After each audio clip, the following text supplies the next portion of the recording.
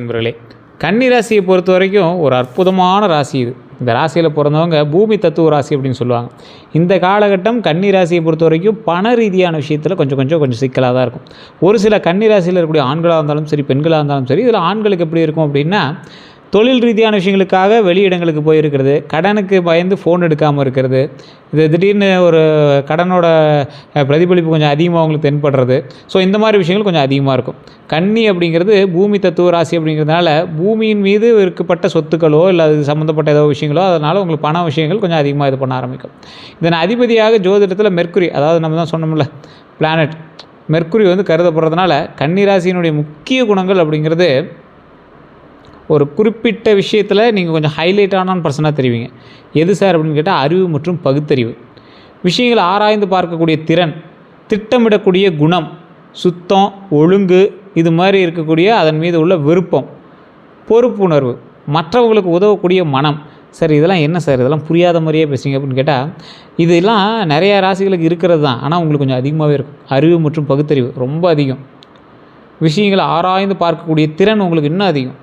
திட்டமிடும் குணம் உங்களுக்கு ரொம்ப அதிகம். சுத்தம், ஒழுங்கு, இது மீதான விருப்பம், பொறுப்புணர்வு எல்லாமே ரொம்ப அதிகம். மற்றவர்களுக்கு உதவக்கூடிய மனம் உங்களுக்கு ரொம்ப அதிகம். மற்றவங்களால் உங்களுக்கு அதிக பாதிப்புகள் தான் ஏற்பட்டிருக்கே தவிர, நீங்கள் உதவுறதுக்கு போய் உங்களுக்கு நிறைய பிளாக் மார்க்ஸாக ஏற்பட்டிருக்கே தவிர, இது வரைக்கும் எங்களால் உங்களுக்கு பெரிய நன்மை அப்படின்னு எதுவுமே நடந்ததில்லை. இந்த ராசிக்காரர்களுக்கு நண்பர்களின் மூலமாகவும் உறவினர்கள் மூலமாகவும் நிறைய துரோகங்கள் ஏற்பட்டிருக்கும். இவனை போய் நம்பணுமே, இவளை போய் நம்பணுமே அப்படின்னு நீங்களே ஒவ்வொருத்தரை சாடி அவங்கள பேசுவீங்க. நட்புனால தான் உங்களுக்கு நிறைய சண்டைகள், சிக்கல்கள்லாம் ஏற்பட்டிருக்கும். அதே போல் இந்த கன்னி ராசிக்காரர்களும் வெளியே அமைதியாக இருப்பாங்க. ஆனால் மனதில் பல விஷயங்களை கணக்கிட்டு கொண்டுகிட்டே இருப்பாங்க. ரொம்ப மைண்ட் கால்குலேஷன் உங்களுக்கு அதிகம். ரொம்ப போட்டு குழம்பிட்டுருப்பீங்க. மைண்ட் கால்குலேஷன் சொல்கிறத விட குழப்பவாதி அப்படின்னு சொல்லலாம். தேவையில்லாத குழம்புறது, எதுக்கு குழம்புறனே தெரியாமல் குழம்பிட்டுருப்பீங்க. எதுக்கு சார் இதுக்கெல்லாம் குழம்பணுமா அப்படின்னு தெரியாத விஷய அளவுக்கு நீங்கள் குழம்பிட்டுருப்பீங்க. தற்போது கன்னிராசியோட முக்கியமான குணாதிசயம் அப்படின்னு பார்க்கும்போது, என்னோடய வாழ்க்கையில் சரியான பாதையில் கொண்டு செல்லணும் அப்படிங்கிறத இப்போ எங்களோட மைண்டில் ஓடிட்டே இருக்கும். இந்த காலகட்டத்தில் என்ன பண்ணோம், என்னோடய வாழ்க்கையில் சரியான பாதையில் கொண்டு செல்லணும் அப்படிங்கிறத மைண்டில் ஓடும். என்னுடைய உழைப்புக்கு சரியான மதிப்பு கிடைக்கணும் அப்படிங்கிறது பெருசாக இருக்கும். எதிர்காலத்துக்கு பாதுகாப்பு வேண்டும் அப்படிங்கிறது பெருசாக இருக்கும். தேவையில்லாத பிரச்சனைகள்லேருந்து விலக வேண்டும் அப்படிங்கிறது பெருசாக இருக்கும். இந்த மாதிரி எண்ணங்கள் தான் உங்களோட வாழ்க்கையில் மிகப்பெரிய ஒரு விஷயமாகவும் கருதப்பட்டிருக்கும். அதே போல் சில நேரங்களில் அதிகமாக யோசிப்பது ஒரு மிகப்பெரிய விஷயம். அதே போல் சிறிய விஷயத்தையும் பெரிதாக எடுத்துக்கொள்வது, ஒரு சின்ன மேட்டராக இருக்குது அதை பெருசாக எடுத்துக்குவீங்க. அதெல்லாம் தேவையில்லாத ஒரு விஷயங்கிறது அப்புறமேட்டு தான் நீங்கள் உணர்வீங்க. இந்த டைமில் போய் இப்படி யோசிச்சுட்டு இருந்தேன், இதெல்லாம் தேவையில்லாத விஷயம் அப்படின்னு யோசிப்பீங்க.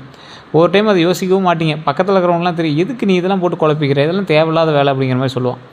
எல்லாவற்றையும் சரியாக செய்ய வேண்டும் அப்படிங்கிற அழுத்தம், அதாவது எல்லா விஷயத்தையும் நீங்கள் சரியாக செஞ்சே ஆகணும் அப்படிங்கிற அழுத்தம் இருக்குல்ல, அதுதான் உங்களை ரொம்ப ஒரு அழுத்தத்தை கொடுத்துக்கிட்டே இருக்கும். கன்னியில் பிறந்தவர்களுடைய பிறப்பு ரகசியம் அப்படின்னா, ஜோதிட நம்பிக்கையின்படி கன்னி ராசியில் பிறந்தவங்க ஒரு விஷயத்தை சரியாக செய்து முடிக்கணும். அதுதான் எங்களோட பிறப்பு ரகசியம். ஒரு விஷயத்தை எடுத்தாங்கன்னா டக்குன்னு செஞ்சு முடிச்சிடுவாங்க. அறிவை பயன்படுத்துவாங்க. மற்றவர்களுக்கு உதவ பிறந்தவர்கள் இவங்க. வாழ்க்கையில் ஒழுங்கை உருவாக்க பிறந்தவங்க அப்படின்னு சொல்லப்படுது. இவங்க தரம் முக்கியம் அப்படின்னு நினைக்கிறவங்க. இதை பண்ணால் இப்படி மேலே வரலாம், இதை செய்தால் நன்மை உண்டு அப்படின்னு யோசிக்கக்கூடிய நபர். கன்னி ராசியில் யார் எதிரியாக இருப்பாங்க அப்படின்னா, கன்னி ராசிக்காரர்களுக்கு சவால் தரக்கூடியவங்கன்னு பார்த்திங்கன்னா, பொறுப்பில்லாமல் நடக்கிறவங்க தான் உங்களுக்கு எதிரி. உங்கள்கிட்ட நல்லா பேசுவான் சார், வாழைப்பழம் மாதிரி பேசுவான் சார்னு சொல்லுவாங்களே, அந்த மாதிரி நல்லா பேசுவாங்க. ஆனால் அவனே பொறுப்பாக இருக்க மாட்டான். அவங்கெல்லாம் கொஞ்சம் எச்சரிக்கையாக இருங்க. வார்த்தையை காப்பாற்றாதவங்ககிட்ட கொஞ்சம் எச்சரிக்கையாக இருங்க.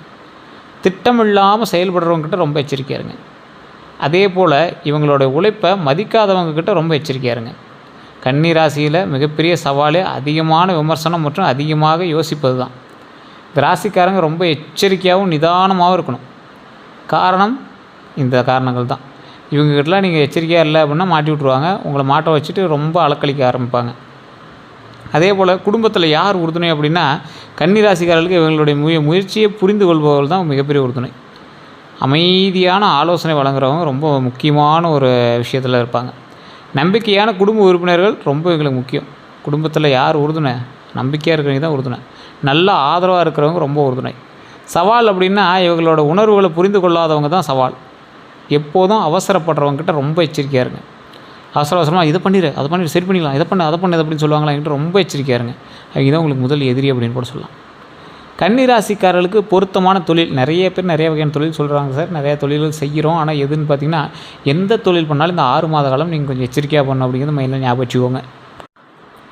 ஜோதிடத்தில் கன்னி ராசிக்கு பொருந்தக்கூடிய துறைகள் அப்படின்னு பார்க்கும்போது, அறிவு மற்றும் கணக்கு சார்ந்த துறைகள், கணக்கியல், வங்கி, நிதி, ஆடிட்டிங், இது எல்லாமே உங்களுக்கு ஓரளவுக்கு பொருந்தக்கூடிய துறை. தொழில்நுட்பம், மென்பொருள், டெக்னாலஜி, ஆராய்ச்சி, இது எல்லாமே உங்களுக்கு பொருந்தக்கூடிய தொழில்நுட்பம். சேவை துறைகள், மருத்துவம், ஆலோசனை, கல்வி, இது எல்லாமே வந்து சேவை துறைகள் அப்படின்னு சொல்லுவாங்க. வியாபாரம், திட்டமிடல், இது சார்ந்த தொழில், ஆன்லைன் சேவை, நிர்வாகம், இது எல்லாமே வந்து வியாபார ரீதியாக செட் ஆகுங்க. இனி வரும் காலகட்டத்தில் தொழில்நிலை அப்படிங்கிறது கன்னிராசிக்காரர்களுக்கு பழைய முயற்சிகள் பலன் கிடைக்கக்கூடிய வாய்ப்புகள் உண்டாகும். பழைய முயற்சிகள், நீங்கள் ரொம்ப பழைய முயற்சிகள்லாம் பலன் கிடைக்கிறதுக்கான வாய்ப்பு உண்டாகும். புதிய திறமைகள் மூலம் வளர்ச்சி உண்டாகும். வேலை மாற்றம் அல்லது புதிய பொறுப்பு வாய்ப்பு உண்டாகுது.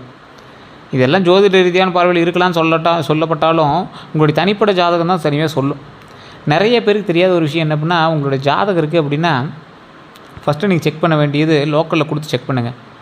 ஜாதகமே இல்லாதவங்க கூட பிறந்த நேரம், பிறந்த தேதி, பிறந்த ஊர் தெரிஞ்சிச்சுன்னா போதும். அதாவது ஜாதகம் செக் பண்ணிங்க அப்படின்னா, இப்போ தசாபுத்தி எங்கே இருக்குது, எப்படி இருக்குது, அது உங்களுக்கு சாதகமாக இருக்கா, அதன் மூலமாக நன்மை உண்டா, இப்போ இதெல்லாம் சரியாக சொல்கிறவங்கக்கிட்ட நீங்கள் அடுத்தடுத்த ஸ்டெப்பு கேட்கலாம்.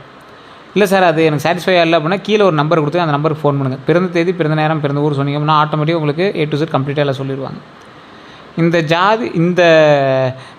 இந்த ராசி வந்து ஒரு ஜாதி மாதிரி ஆயிடுச்சு. கன்னி ராசியில் இருக்கிறவங்க ஒரு ஜாதி மாதிரி ஆயிடுச்சு. அது எப்படி சொல்லுவாங்க அப்படின்னா, கன்னி ராசியில் பிறந்தவனா ப்ளே பாய், கன்னி ராசியில் பிறந்தவனா ரொம்ப ஒரு மாதிரி அப்படிம்பாங்க. சார் கன்னிராசியில் பிறந்தவன் நார்மலான ஒரு ஆள் தான். ஆனால் இந்த டைமில் கன்னிராசியில் இருந்தவங்க நார்மலாகவே இருக்கிறதுக்கு ட்ரை பண்ணுங்கள். ஏதாவது பெண்கள் மேட்ரோ, ஆண்களாக இருந்தால் பெண்கள் மேட்ரோ, பெண்களாக இருந்தால் ஆண்கள் மேட்ரோ, ஏதாவது ஃபோனில் பேசுகிறீங்க, பழைய பழக்கங்கள் ஏதாவது இருக்குது அப்படின்னா தயவுசெய்து இந்த டைமில் ஸ்கிப் பண்ணிடுங்க. வேண்டவே வேண்டாம், மாட்டிக்குவீங்க. கண்டிப்பாக தேவையில்லாத பெரிய இஷ்யூஸ் கொண்டு போய் விடுறதுக்கான வாய்ப்புகள் இருக்குது. அதனால் அதில் வந்து கொஞ்சம் எச்சரிக்கையாக இருங்க. எந்த விஷயத்தில் நீங்கள் என்ன எச்சரிக்கையாருன்னா, வண்டி வாகன விஷயத்தில், வண்டி வாகனம், தண்ணி, பாத்ரூம் வலிக்கு விழுவுறது, இந்த மாதிரி விஷயத்தில் ரொம்ப எச்சரிக்கையாக இருங்க. அதே போல் தேவையில்லாமல் ஒருத்தன் எதோ போயிட்டுருக்கான், அவன்கிட்ட சண்டை போட்டு ரோட்டில் போயிட்டுருக்கவன்ட்டு சண்டை போடுறதெல்லாம் இந்த மாதிரி விஷயத்தில் ரொம்ப எச்சரிக்கையாக இருக்கணும். எந்த தொழிலில் கன்னிக்கு செட் ஆகும் அப்படின்னா, கணக்கு மற்றும் நிதி தொழிலில் ரொம்ப எச்சரிக்கையாகவும் நிதானமாக இருந்தீங்கன்னா வெற்றி உண்டு. மருத்துவம் சார்ந்த தொழில் ரொம்ப நன்மை உண்டு. கல்வியில் வெற்றி உண்டு. டெக்னாலஜி பரவாயில்லையா இருக்கும். ஆராய்ச்சி, நிர்வாகம், ஆலோசனை தொழில், இது எல்லாமே உங்களுக்கு பரவாயில்லையா. ஆலோசனை தொழில் எனக்கு கன்சல்ட்டிங்கு. அதே போல் இந்த கன்னிராசிக்காரர்கள் ஏதோ ஒரு தருவாயிலையாவது வெளிநாட்டு வருமானத்தை நீங்கள் வந்து செலவு பண்ணுவீங்க. உங்கள் அண்ணன் மூலமாகவோ, தங்கை மூலமாகவோ, உங்கள் மூலமாகவோ, உங்கள் கணவன் மூலமாகவோ, ஹஸ்பண்ட் ஒய்ஃப் மூலமாகவோ, யாரோ ஒருத்தர் மூலமாக, உங்களோட தந்தையர் மூலமாக, யாரோ ஒருத்தர் மூலமாக வெளிநாட்டு பணம் டாலர்ஸில் நீங்கள் கொஞ்சமாக சம்பாதிப்பீங்க. சம்பாதிச்ச பணத்திலேயாவது நீங்கள் கொஞ்சம் செலவு பண்ணுவீங்க. எந்த திசை சாதகமாக இருக்கும் அப்படின்னா, ஜோதிட நம்பிக்கையின்படி வடக்கு, வடகிழக்கு திசை ரொம்ப சாதகமாக இருக்கும். திசைகள் வளர்ச்சிக்கு சாதகமாக கருதப்படுகிறது எது தெரியுமா? வடக்கு, வடகிழக்கு தான் உங்களுக்கு சாதகமான ஒரு திசை. இந்த ராசிக்காரரை பொறுத்த வரைக்கும் செய்வன கந்திஷ்டி பற்றி சில விஷயங்கள் சொல்லணும் அப்படின்னா, இதெல்லாம் வந்து மூடநம்பிக்கைன்னு ஒரு சிலர் சொல்லலாம். ஆனால் இந்த ராசிக்காரருக்கு சிலரோட பொறாமையும் எதிர்மறை பார்வையும் வந்து இவங்களை கொஞ்சம் அப்படியே கொஞ்சம் லேக் அடிக்கிறது வாய்ப்புகள் கொஞ்சம் அதிகமாகவே இருக்குது. அப்போ இந்த ராசிக்காரங்க என்ன பண்ணணும்? குலதெய்வ கோயிலுக்கு போய்ட்டு வரணும். உங்களுக்கு ஏதாவது படபடப்போ இல்லை ஒரு மாதிரி ஏதாவது பதட்டமாகவோ ஏதாவது ஒரு மாதிரி பண்ணுது அப்படின்னா தயவுசெய்து கொஞ்சம் எச்சரிக்கையாக இருந்துக்கோங்க.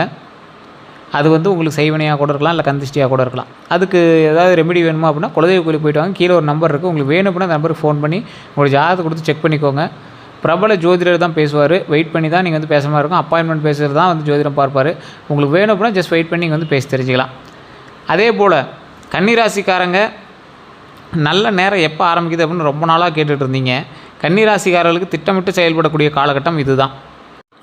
இந்த திட்டமிட்டு செயல்படக்கூடிய காலத்தில் அறிவை பயன்படுத்தும் வாய்ப்புகள் உண்டு. புதிய திறமை வளர்க்கக்கூடிய நேரங்கள் உண்டு. முன்னேற்ற தரக்கூடிய சில தருணங்கள் இந்த டைமில் உங்களுக்கு ஆரம்பிக்குது. அப்போ நீங்கள் என்ன பண்ணணும்? எந்த ஸ்டெப் எடுத்தாலும் குலதெய்வத்தை வணங்கிட்டு தடையில்லாமல் வழிபட்டுட்டு அந்த ஸ்டெப் வந்து நீங்கள் எடுத்து நல்ல நேரத்தை உருவாக்கிக்கணும். நல்ல நேரம் இருக்குங்கிறது தெரிஞ்சிருச்சு. உங்களுக்கு ஏன் அமையலைன்னு கேட்டால் உங்களோட ஜாதகம் தான் காரணம். உங்கள் கூட பிரயாணிக்கக்கூடிய மற்ற ஜாதக ரீதியான சில ராசிகள் தான் காரணம். அப்போ பக்கத்தில் இருக்கிறவங்களை விசாரிக்கிறத விட உங்களோட ஜாதகத்தை விசாரிச்சிங்கன்னா சரியாக போய்டும். உங்களுடைய மேனுவல் புக்கு, சார் இந்த பிராண்டில் வாங்கின எல்லா வண்டியும் நல்லா ஓடிட்டுருக்குது, எல்லா வண்டியும் நல்ல மைலேஜ் தருது, இது மட்டும் ஏன் கம்மியாக தருது, என்ன காரணம்? மெக்கானிக்கிட்ட கேட்டு தானே ஆகணும். ஸோ இது மாதிரி நீங்கள் செக் பண்ணிட்டீங்க அப்படின்னா ஆட்டோமேட்டிக்காக உங்களுக்கான பலன்கள் எல்லாமே சொல்லிடுவாங்க. இந்த ராசியை பொறுத்த வரைக்கும் தலைமை திறன் அதிகங்க. ரொம்ப ஒரு தலைமை திறன் அதிகம். இவங்க சைலண்ட்டாக இருந்துட்டு சைலண்ட்டான ஒரு கேப்டனாக இருந்துருவாங்க. ப்ராப்ளத்தை எல்லாத்தையும் சால்வ் பண்ணக்கூடிய ஒரு சைலண்ட் கேப்டனாக இந்த ராசிக்காரில் இருக்கிறதுக்கு 100% உண்டு. அதே போல் இந்த ராசிக்கு அதிர்ஷ்டமான நிறங்கள் அப்படின்னு பார்த்தீங்கன்னா, ஜோதிட நம்பிக்கையின்படி இது சொல்கிறோம். நிறைய பேர் இதெல்லாம் நிறம், எண், நாள் இதெல்லாம் வந்து பெருசாக கணக்கில் வச்சிக்க மாட்டாங்க. பெருசாக உங்களுக்கு உதவலை அப்படின்னாலும் ஒரு கர்ச்சீப் அளவுக்காவது கையில் வச்சுருங்க. ஒரு கர்ச்சீஃபாவது கையில் வச்சுருங்க. இந்த கலரில் பச்சை, வெள்ளை, இளம் சாம்பல், நீலம் இதில் ஏதாவது ஒரு கலரில் கர்ச்சீஃபாவது வச்சுருங்க. ரொம்ப நல்லது. இந்த ராசிக்காரங்க அதிர்ஷ்ட எண் அப்படின்னா 5, 14, 23. கன்னியோடு தொடர்புடையது இதுதான். 5, 14, 23. அதிர்ஷ்ட நாள் அப்படின்னா புதன்கிழமை முக்கியமான நாளாக கருதப்படுதுங்க.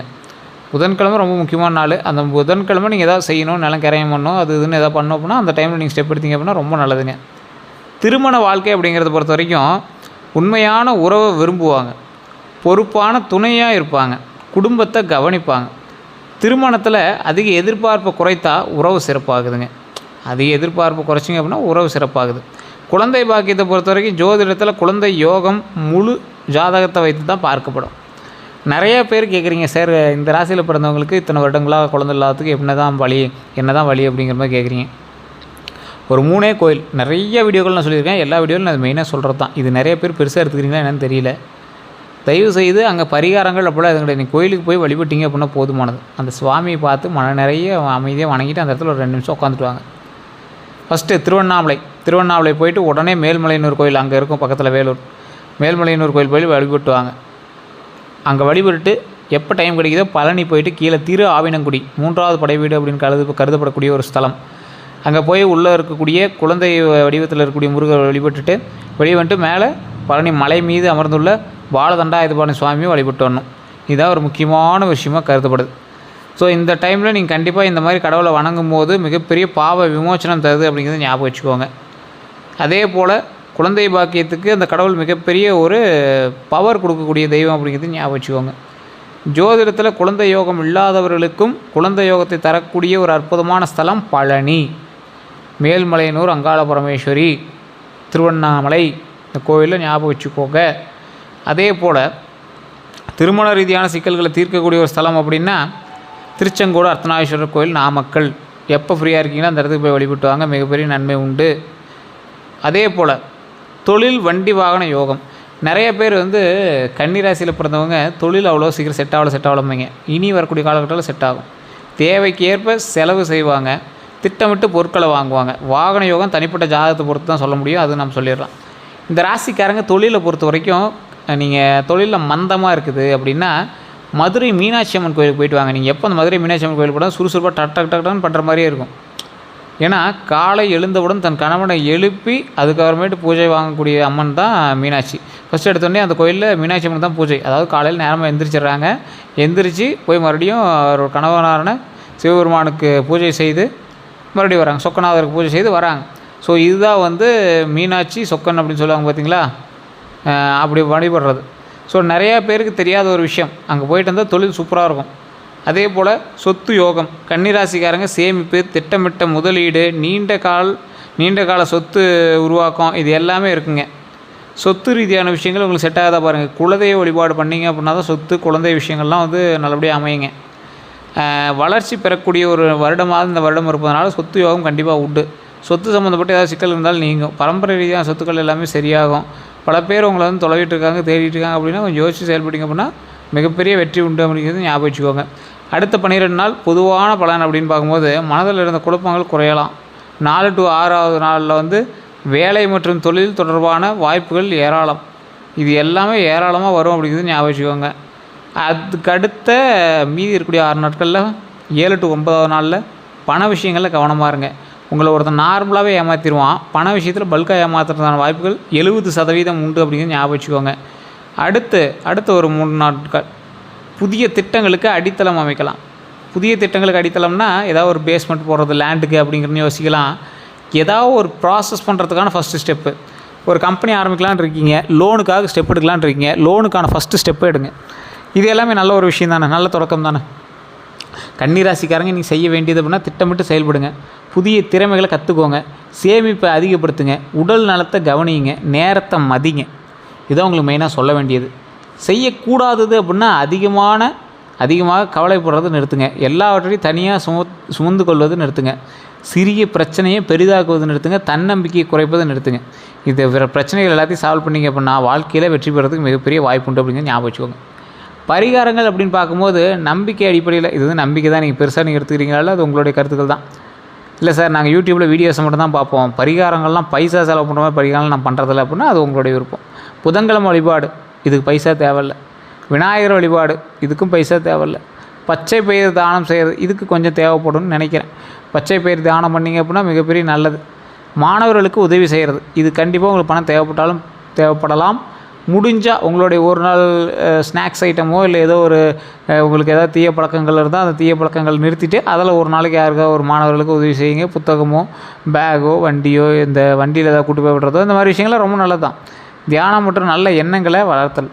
தியானம் பண்ணி நல்ல எண்ணங்களை மட்டும் வளர்த்துட்டீங்க அப்படின்னா ஒரு நாளைக்கு உங்களுக்கு அவ்வளோ பவராக இருக்கும்.